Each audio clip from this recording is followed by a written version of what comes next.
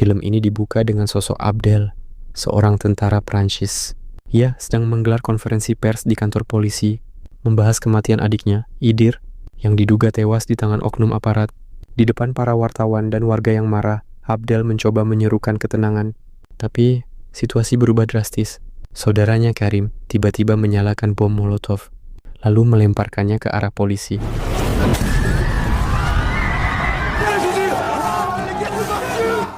Seketika, kantor polisi diserbu puluhan pemuda yang marah. Abdel panik, ia berusaha mencari Karim, tapi ia tak tahu. Karim sudah lebih dulu menerobos masuk dan memimpin massa untuk menjarah barang-barang, termasuk senjata. Tak lama kemudian sebuah mobil van datang. Mobil itu digunakan untuk mengangkut hasil jarahan. Karim segera memerintahkan anggotanya untuk memasukkan brankas ke dalam mobil. Setelah itu, mereka bergegas menuju Athena, sebuah kompleks perumahan bagi komunitas imigran. Sesampainya di sana, Karim disambut bak pahlawan. Namun, ia tak menikmati sanjungan itu. Ia justru meminta anggotanya untuk menyembunyikan brankas di ruangan bawah dan menyuruh mereka membukanya dengan gergaji mesin. Setelah itu, Karim meninggalkan mereka dan naik ke rooftop perumahan untuk menyambut kedatangan para polisi.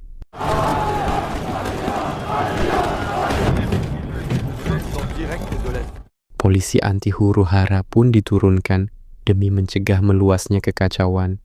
Mereka mengantisipasi kehadiran Sebastian yang dianggap berbahaya. Sementara di atap bangunan, para pemuda terus menyuarakan tuntutan agar pelaku tewasnya Idir diusut tuntas. Mereka menyalakan api yang justru menambah kekacauan. Tak jauh dari lokasi kejadian, Mokhtar, saudara tiri Abdel dan Karim, sibuk mengambil barang haram miliknya yang dicuri seorang wanita. Setelah berhasil mengambilnya, Mokhtar bersama anak buahnya pergi dan menghubungi seseorang untuk meminta jemputan. Ia lalu mengajak kedua rekannya menyembunyikan barang itu di dalam hutan. Namun, mereka dihadang anggota Karim yang melarang mereka pergi. Mau tak mau, Mokhtar turun tangan dan mencoba bernegosiasi. Tapi tiba-tiba, sekelompok aparat datang, sehingga Mokhtar melarikan diri bersama rekannya. Ia berniat menaruh barang itu di klub shisha. Namun di sana, mereka dihadang oleh Karim dan kelompoknya.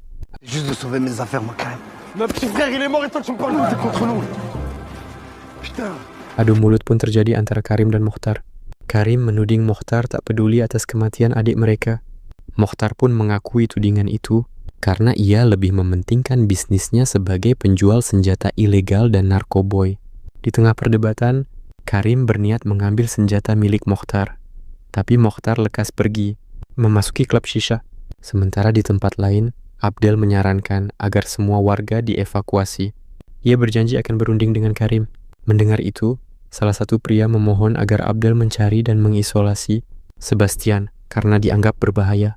Kemudian, Abdel bersama Saber mencari Karim ke segala penjuru, namun mereka tak menemukannya. Mereka justru bertemu Sebastian yang sedang merapikan bunga di taman. Abdel segera mengamankan Sebastian dan meminta Saber menjaganya. Sementara dirinya pergi mencari Karim.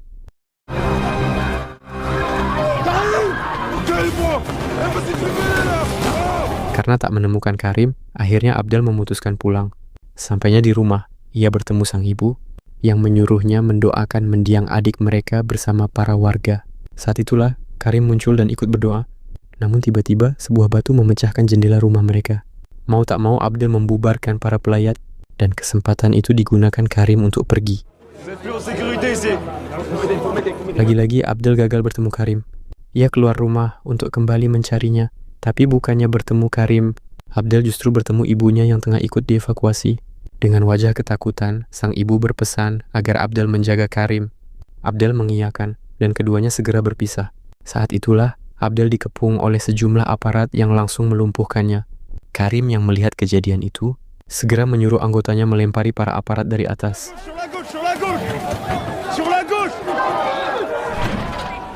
Tiba-tiba, para aparat melempar gas air mata ke atap. Karim segera menangkapnya, berniat melemparkannya kembali, namun benda itu meledak. Jari-jarinya terluka parah. Seketika, Karim masuk ke dalam rumah mereka untuk mengobati lukanya. Sambil menahan sakit, ia memandangi potret mendiang adiknya. Detik itu juga, terdengar teriakan seseorang, memberitahu bahwa aparat menerobos gedung B1. Dengan amarah yang membuncah, Karim keluar rumah dan mengajak semua pemuda untuk melawan. Bentrokan pun tak terelakkan.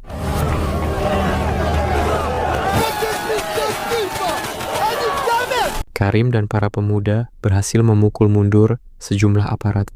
Mereka kemudian memblokir jalan masuk menggunakan bak sampah agar tidak ada lagi kejadian serupa.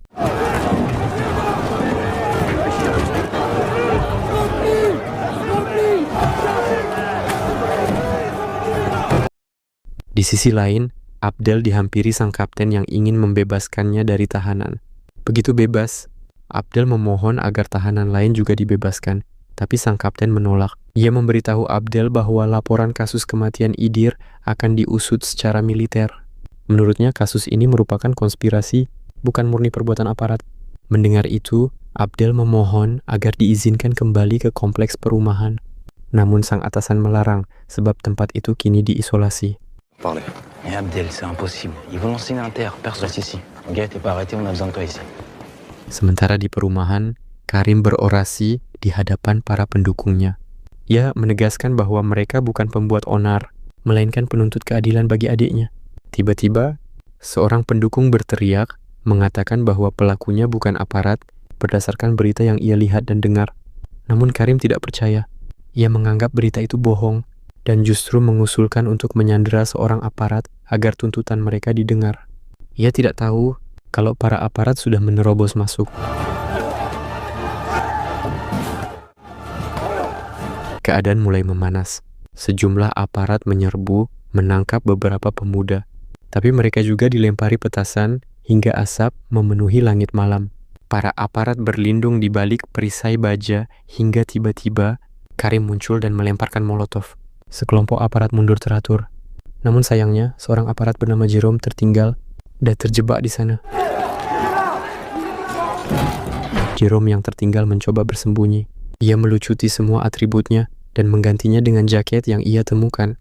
Setelah itu, ia mencari jalan keluar, tapi dihadang oleh kelompok Karim. Dengan tertangkapnya Jerome, pemerintah pun bersikap tegas. Polisi mulai dipersenjatai dan bersiap mengamankan kompleks Athena. Mokhtar yang mendengar berita itu sangat khawatir. Ia segera menghubungi rekannya untuk dijemput. Sementara itu, Abdel diam-diam menyelinap masuk ke kompleks Athena lewat pintu rahasia. Meski sempat ditahan anak buah Karim, ia akhirnya diizinkan masuk dan bertemu dengan Karim. Abdel memohon agar Karim membebaskan Jerome. Jika tidak, maka Karim akan dipenjara 10 tahun. Itu pun kalau tidak ditembak. Abdel juga meminta Karim menghentikan aksinya, tapi ditolak. Dengan wajah penuh kasih, Abdel memeluk Karim, mencoba membujuknya, sambil berkata bahwa ibu mereka sangat menderita dengan semua kejadian ini. Namun bukannya melunak, Karim justru mendorong Abdel, menudingnya sebagai pengkhianat. Mau tidak mau Abdel menamparnya. Abdel pun membawa Jerome pergi dan segera dikejar Karim bersama anak buahnya. Mereka menghujani keduanya dengan petasan, tapi tidak ada satupun yang mengenai tubuh Abdel maupun Jerome.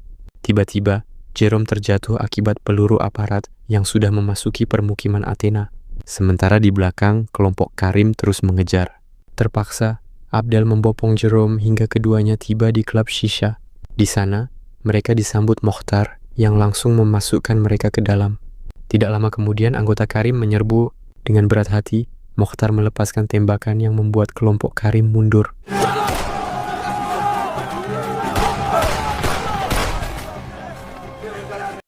Setelah itu, Mokhtar berbicara dengan Abdel.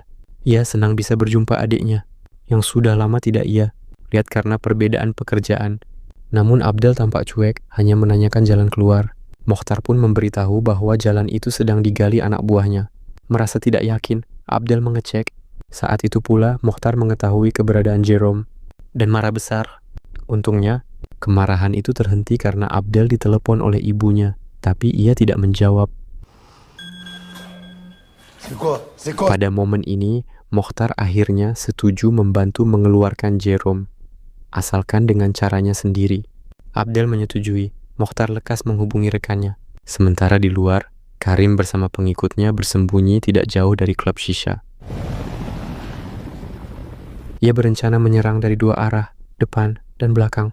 Ia tidak peduli lagi pada saudaranya. Setelah menjawab telepon dari ibunya, Karim bersama pasukannya bergerak maju. Ia berjalan mendekati pintu klub, berteriak bahwa ia akan membakar gedung itu jika Abdel tidak menyerahkan Jerome. Abdel berusaha mencegah sambil menyuruh Karim pergi, tapi bukannya menurut, Karim justru menyulut sumbu molotov.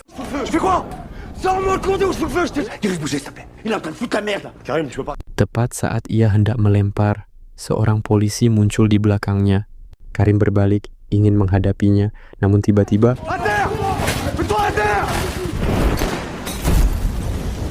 kobaran api melahapnya. Abdel buru-buru keluar sambil membawa pemadam api, namun sia-sia. Karim tewas bukan karena api, melainkan peluru. Dengan air mata berlinang, Abdel membopong tubuh Karim masuk ke dalam klub. Di sana, ia ditenangkan oleh Mokhtar. Tapi begitu tahu semua ini ada kaitannya dengan kelompok Mokhtar, Abdel langsung menghajarnya hingga babak belur.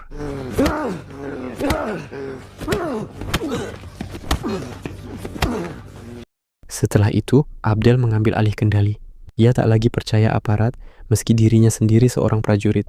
Ia menghampiri Jerome dan memutar rekaman suara kaptennya di hadapan semua orang. Dalam rekaman itu, sang kapten berkata bahwa aparat yang menerobos kompleks Athena kali ini bukan utusan mereka. Abdel lalu memerintahkan dua pemuda mengurung Jerome di suatu tempat, sementara ia menemui Sebastian. Ia menyuruh Sebastian membuka brankas yang dulu dijarah Karim. Tanpa bisa menolak, Sebastian mengikuti perintah Abdel. Ia meminta bubuk mortar, tabung gas, dan bensin untuk membuat peledak. Disinilah kita baru tahu mengapa Sebastian dianggap berbahaya, karena ternyata ia ahli merakit bom. Tak lama kemudian, Abdel ditelepon kaptennya yang ingin bernegosiasi. Namun Abdel tak peduli. Ia menolak menyerah sebelum pelaku kematian Idir ditemukan dan diserahkan dalam waktu 1 jam. Sang kapten pusing sebab pelakunya ternyata kelompok ekstremis sayap kiri. Sementara itu, Sebastian berhasil membuka brankas dengan peledak ciptaannya. Isi di dalamnya segera dikeluarkan. Abdel yang melihat berita tentang 30 kota mengalami kerusuhan, dikejutkan oleh suara tembakan. Ia buru-buru mencari sumbernya dan mendapati dua pemuda sedang menyerang aparat. Sontak, Abdel memarahi mereka hingga berhenti. Saat ditanya siapa yang memerintahkan mereka, keduanya menjawab singkat, Sebastian. Abdel segera mencari Sebastian. Ia menyusuri satu persatu rumah di kompleks itu hingga menemukan sebuah keluarga yang masih bertahan.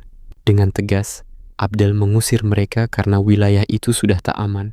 Sementara itu, Sebastian sibuk memasang sejumlah peledak. Seluruh tempat dipasangi tabung gas yang ia kumpulkan. Abdel tiba-tiba dihubungi kaptennya dan diperintahkan keluar dari perumahan karena hanya dia dan beberapa pemuda yang tersisa. Namun Abdel menolak sebelum pelaku pembunuh adiknya diserahkan. Ia tak peduli apakah pelakunya oknum aparat atau ekstremis sayap kiri. Yang penting, keadilan ditegakkan. Namun sang kapten bungkam hingga Abdel menutup panggilan itu. Ia menghampiri Jerome dan meluapkan amarahnya, sampai Jerome hampir kehabisan napas. Beruntung, seorang pemuda menyadarkan Abdel, hingga ia melepaskan Jerome. Saat itu pula para pemuda memberitahu Abdel bahwa Sebastian akan meledakkan gedung itu. Dengan wajah putus asa, Abdel menyuruh Jerome pergi. Jerome menuruti dan bergegas menyerahkan diri ke pihak aparat bersama sejumlah pemuda Athena. Sementara Abdel terbaring tak berdaya di sebuah kamar. Ia merasa gagal melindungi saudara-saudaranya. Tak lama berselang, terdengar ledakan dahsyat. Bangunan itu roboh.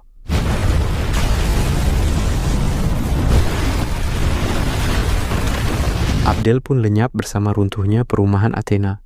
Dan di akhir cerita, kita diperlihatkan rekaman video kematian Idir. Ternyata, para pelaku sengaja merekam dan menyebarkannya ke publik untuk menambah kemelut di negara yang sudah terpecah oleh perang saudara. Lebih mengerikan lagi, para pelaku mengenakan seragam aparat. Namun mereka bukanlah aparat sungguhan. Setelah mengeksekusi Idir, mereka masuk ke hutan, melepas semua atribut, lalu membakarnya. Dan di leher salah satu pelaku terlihat tato mencurigakan. Dan film pun berakhir